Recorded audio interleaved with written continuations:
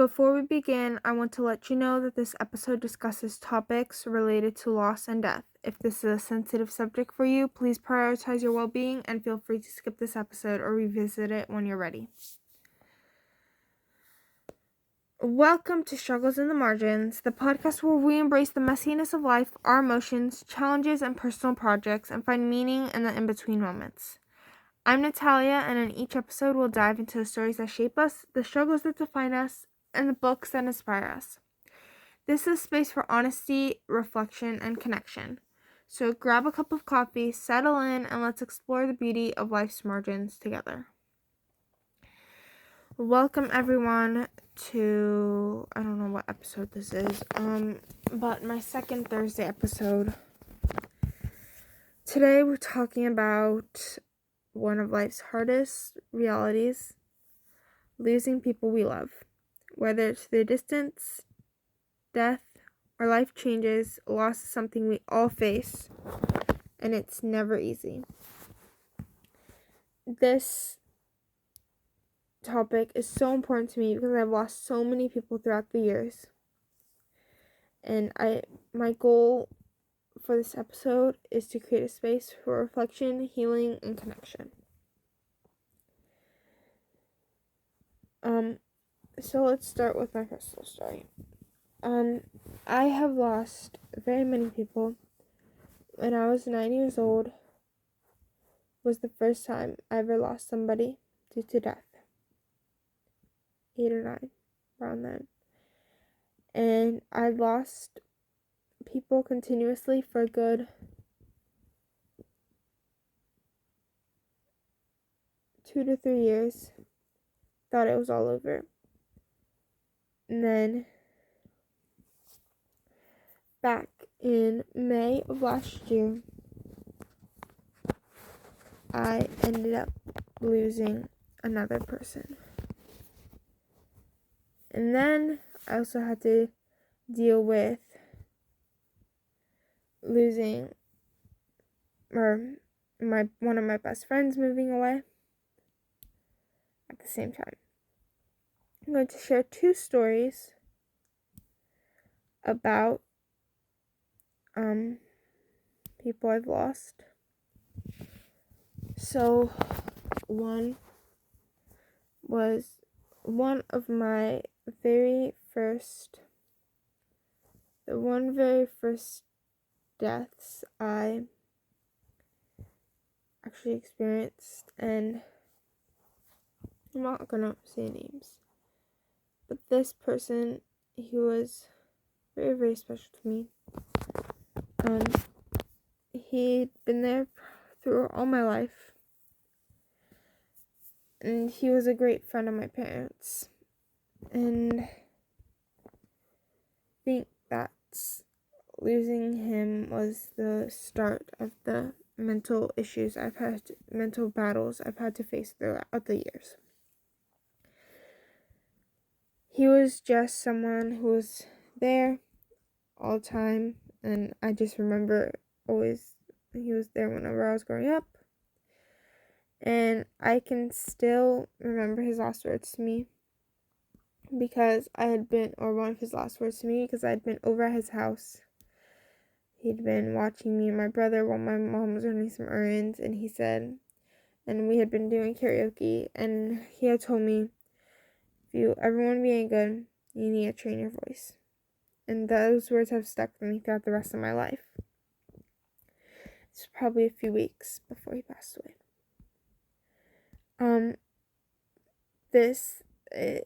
It's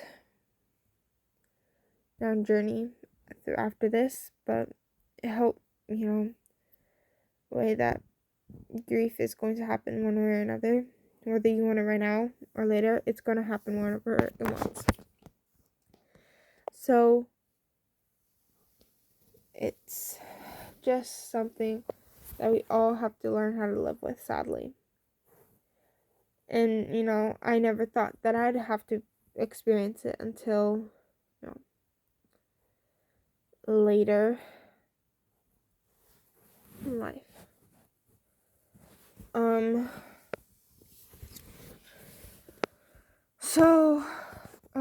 there's obviously very many different emotions that come with death and stuff. Sadness, anger, guilt, relief, confusion. And, it's not linear. Everyone processes it differently. All the deaths that I have had to, not be there, all the deaths that have happened throughout my life, I've processed differently. All of them have some type of sadness. Some of them have had guilt. My great aunt I have been racked with guilt about, because the last summer I ever saw her, I was really close with my great aunt to, well, as close as I could be, her living in a completely different country, across half the world. But I was close with her whenever I'd visit, and the last summer that I went to visit her, I remember it clearly, it was the summer of 2020, and I was, my cousin and one of my second cousins had okay, I'll set the scene. My my great aunt used to live in the Czech Republic, and whenever we used to go there before, it was me, my cousin, and two of my second cousins that we also used to hang out. And me and my cousin and one of my second cousins who used to hang out with us that summer had a huge fight before I came, and they were not very well on speaking terms, so I had to be the one to go hang out with her, and I tried to hang out with her as much as possible. And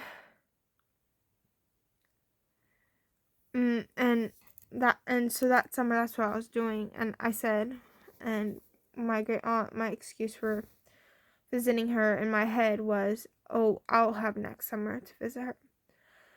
Not knowing that she was going to contract COVID and end up passing away later that year. And I have been racked with guilt ever since, because I always told myself, oh, I'll just be with her, I'll just visit with her next summer, or whenever we go there next time, not knowing that there was not going to be next time, because I wasn't ever going to see her again. And then this most recent one was this most recent death that I've had to deal with. I've dealt with guilt, sadness, and confusion, because this was not someone I was very close to, but I'm on a swim team, and one of the boys, he's my age, his younger brother, or he's a year older than me, his younger brother was a year older than my brother, and this past May, we ended up losing him, and I was sad because, and I was guilty, because I realized that I remember him and his smile and him always being there for all of us, not just his brother, but always cheering for all of us on the team. And I remember his smile, just infectious joy, and I felt guilty for not getting to know him better, when he would have been an amazing person to hang around. And it was confusion of why he was taken so early, because I didn't know what he deserved to do this.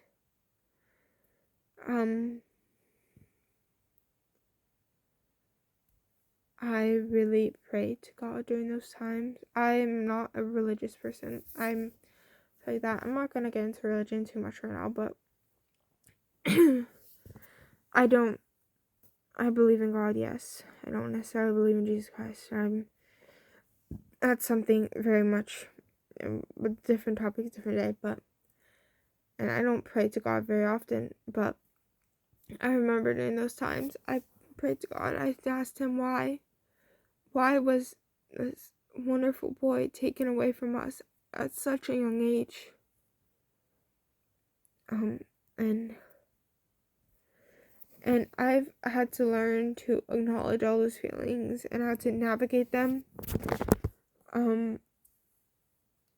I've learned that I've how to cope with this, and it's very hard. And sometimes writing letters helps, you know. Necessarily never written a letter. Like sometimes creating something in their memory, like a art or scrapbook. Started recently doing that. Not necessarily of a person, but created saying like, "Oh, I'll meet you there" or whatever. Or talking to friends and family or therapists even. I've started doing that. Biggest way for me, especially during those when I was very, very young,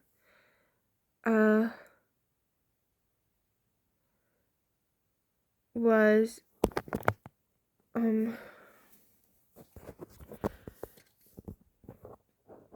basically I would pretend I was talking to the person. I'd imagine them right there, and I do believe that they will sometimes come and visit, and they will, they'll come and make sure, and they're always watching. But especially when I moved into the house I live in now, this was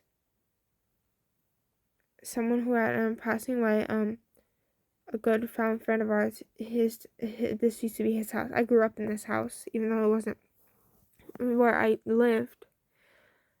I grew up a good portion of my life here because I was always over here and stuff.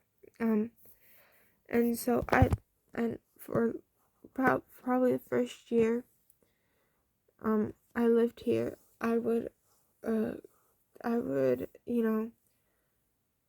imagine he'd come to visit, and I'd come and I'd show him all around the house and what we did and everything. And basically that helped me cope. And I said I started losing people around 9. I lost people before that. I lost my great grandmother shortly after my brother passed away, not my brother passed away. Shortly after my brother was born. And so I was very, very little then. I was about 5 then. I lost people before that. It's just that when I was 9, it was the biggest, starting to take a toll, because I was super close with. The biggest thing that helped me cope was basically, I created games in my head, and those were the things that because I was able to escape reality through those games. They were, and I still play them now, and something, and those games, I remember writing a journal, because I only figured out those games I started creating after people started passing away. They were my coping mechanism, because they were escape from the real world, where I didn't have to face what was actually going on. And I remember writing back in my journal in April of 2024, saying, "Oh my God, these games are finally starting to dim down. I don't need to be in them as much as constantly. I don't need to be in them every night to fall asleep. because I can't stand to be alone with my thoughts. And then July comes around, and actually, I will read those journal entries to you. I'll be right back. Okay, I'm back. Sorry about that. I wrote back in April, about healing. I said, I'm healing from my trauma. My way of coping with trauma is fading. I discovered recently that I started coping with trauma by creating games in my head. Gave me an escape from reality when it became overwhelming. I've always been able to play these games, and now the want/need from them is slowly diminishing. I know it's not my imagination fading because I still have a very strong imagination, but the want/need for these games isn't as strong anymore. I still find comfort in them, but I don't feel the desire to be in them every second of the day. That shows me that my inner trauma is healing. It makes me feel very proud inside. It shows me that I can move on from the past. It doesn't hurt as bad to let go anymore. This also shows in my room, but that's a different topic. It restores the faith in myself that I can heal, that I can start letting go. And then in July 2024, I went to a camp, and we talked about the mental health and everything, and it affected me really badly because it brought up a lot of stuff that I had to probably put away, like I said in April. And in August, I wrote back in April about how I cope through my games. Back then I wrote that I was healing because I wasn't playing them as much anymore, but I realized that I started at my camp again. Every night I'd be in those games until I could fall asleep so I could escape my thoughts. It happened again at other camp. Instead of reading books or other stuff during free time, I'd be in my games. Even now I've gone back to these games full force. I'm in them every free moment. I was so happy 4 months ago, but now I'm back where I was before then. It hurts my heart. I realized that camp did open up a lot of stuff I was starting to process and heal from. It took me years to recover back then, and I just hope it doesn't now. Because all the progress I made 4 months ago is gone, and I'm back at stage 1. And I know you can probably hear in my voice that I'm probably about to cry because I am. A very sensitive topic for me to deal with. And a lot of people say bringing up those happy memories can help.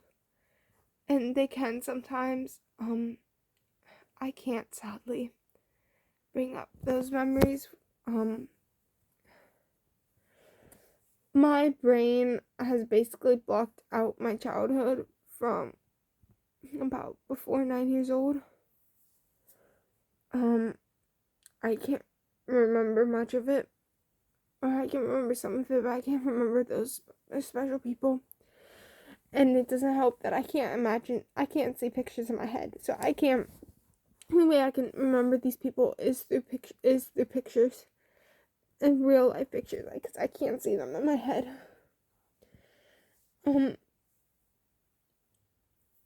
Loss has definitely changed my outlook on stuff.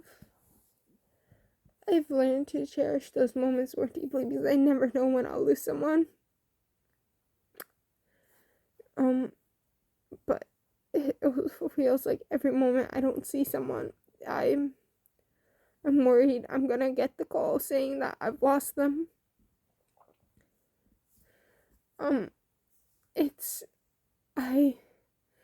Whenever I say goodbye to someone, I say I love you.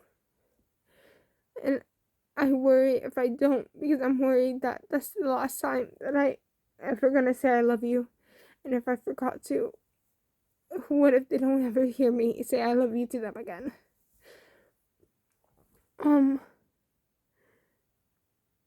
Learn that, it's okay to cry. It's okay to show emotions. It's the only way you're gonna get through this stuff.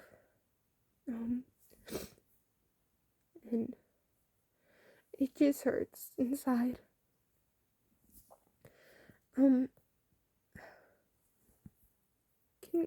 Honestly, the best way is, just honoring those who we lost. Remembering them and, carrying forward whatever they taught you. Sharing their stories with others. And just learning to process those emotions regarding death. And it's a very tough journey to move on from, and we all have to learn sometime. Especially for me, I never thought it'd be starting at 9 years old. And people who have started even younger, it started even younger. But I never thought it'd start for me with my mental health issues. At 9 years old, I had hope that maybe it'd be older. I'd say, 20, 30, but whoever's out there controlling me, God, whoever, apparently didn't want it that way.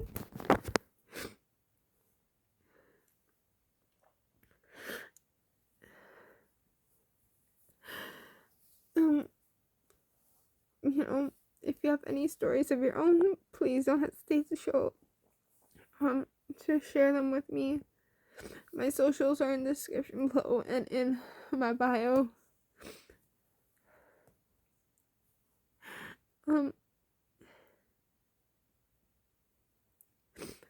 Thank you for joining me on this episode, The Soul Journey. I know I'm crying. I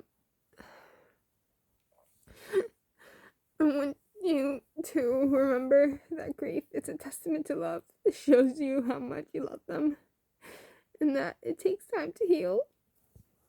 Clearly, as you can see, it's been so many years and I'm not over it. There's counseling services or hotlines if you need to talk to anyone.